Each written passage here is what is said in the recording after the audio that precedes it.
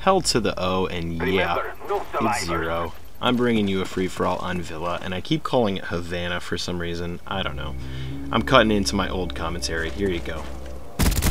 And I start this match off by doing a little bit of, I don't want to call it camping, but kind of maintaining an area until I figure out what the heck is going on.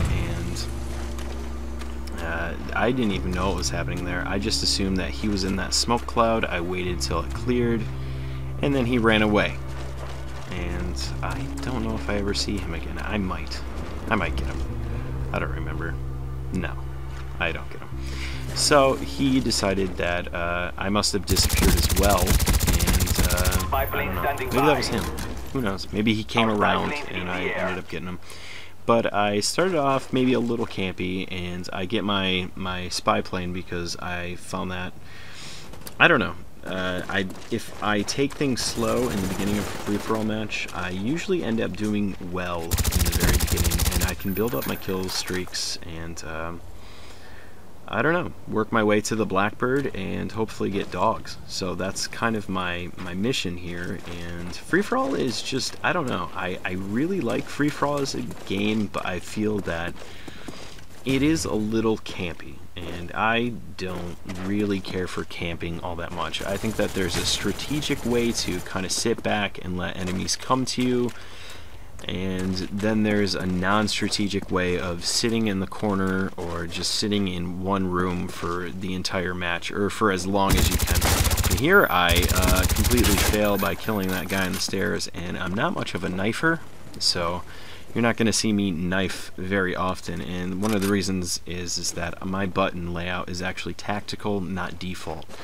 And that's so I can actually drop down and just do some drop shots. A nice little drop shot. Might have died if I just stayed standing there. And I get my Blackbird, and things are going great, right? Well, we're going to find out if I get my dogs or not.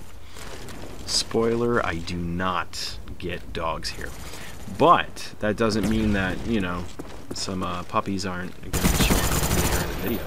I don't know. You'll just have to watch and find out.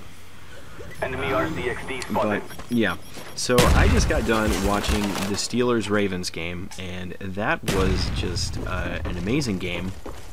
I'm a Steelers fan, so it was probably more amazing for me than for somebody that was a Ravens fan. But it was a great game no matter what. Even if the Steelers ended up losing, I kind of told myself it was a good game, and there's nothing to feel bad about. And oh, here I thought this guy had turned into a rock or something, so I was really examining that rock, and I thought maybe there was like a Modern Warfare 2 rock glitch there, and he was just kind of camping back behind that thing. And then I try to kill him there, and that guy just shows up out of thin air, and actually he might have turned into that guy. I don't even know. They might be magicians or something. So I was like, well, you know what? I'm going to pull a rabbit out of my hat as well and kill you guys later. So, and oh yeah, here, this guy must have been, I think he was on his Game Boy Advance, laying on the ground, blending in with the floor. And oh no, that's not the part where he's on his Game Boy Advance. That's where he thought he was floor tile, and he decided to lay there. I'll show you when he's on his Game Boy Advance. It's pretty funny. He must have been, he must be playing Tetris later on. But yeah, we'll get back to him eventually. So here I decided that it's close. It's kind of like a close match and not really breaking away from the pack. And a lot of guys are kind of slow playing things. So I decided that I would slow down my game a little bit, and then I get eventually I get antsy. I can't stay in one place for too long. But I wanted to pick up a couple kills, get myself a spy plane, and start working it from there. And I don't know if I get it here. I end up dying.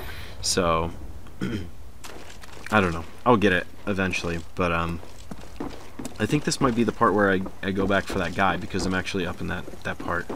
Yeah, I'm going in this room now, and I actually look for the corner. Like, I'm so paranoid. And then I see this guy. I thought he was dead, but then I realized he was on the ground playing Tetris. And I made him look really silly, and I should have. And if I thought like now that I watch back at it, I'm like, why didn't I serve him some tea while he was on his Game Boy Advance? But yeah, I just kind of just didn't think about it at the time. I was so much like, I gotta get this spy plane so I can move on with my kill streaks. But my advice for you, if you do decide to play free-for-all and you're not a big free-for-all player, is to I guess just kind of take it slow at first, but like not get too campy. And I would run the higher kill streak set, maybe not like how I'm running it, like with the spy plane, or spy plane Blackbird dogs, but I would definitely always have the spy plane in your bag of tricks when you're playing free for all. And oh, that was another thing I wanted to talk about. I wanted to talk about my perks, because I haven't talked to you guys about that yet. All right, I run Hardline, Sleight of Hand, and Hacker, and I actually paused at Hardline because I actually wanted to talk about that, because some people, I don't know, they say that, oh, there's more beneficial perks to use, and that might be true, but I actually I find Hardline to actually be quite beneficial to me. And some people would say that how beneficial really can it be? Well, Hardline Pro allows you to change the care package thing, which I don't run care packages, but if I see an enemy care package that I can steal, and I'm like, this, UAV is great, but when I double tap it, I can switch it to, something cooler maybe. That's pretty cool, and that actually has happened before. I actually switched it to dogs, and here I get my Blackbird. And this is where I set the town on fire. And they had to call the fire department, and they all came in, and they're like, I don't know, the whole town's on fire. What are we gonna do? Do you know who caused it? And they were like, yeah, Zero. And then the cops got called in, and they were trying to look for me, but I was pretty much unstoppable at this point, so they couldn't catch me. And back to this building where everybody seems to hide out. And that's another tip. There's so much I want to talk about.